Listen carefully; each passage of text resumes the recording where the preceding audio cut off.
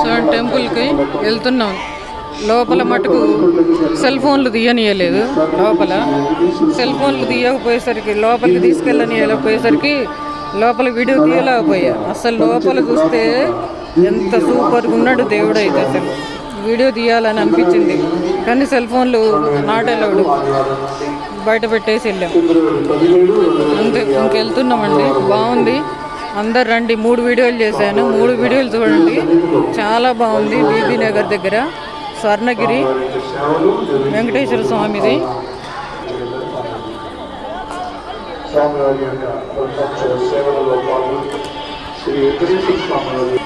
అందరూ మామూలుగా జడలు వేసుకొని రావాలట, జుట్టు ఎరబోసుకొని రావద్దు. అనౌన్స్మెంట్ చేస్తున్నారు, జుట్లు ఎరబోసుకొని రావద్దు, జడలు అల్లుకొని రావాలి అని.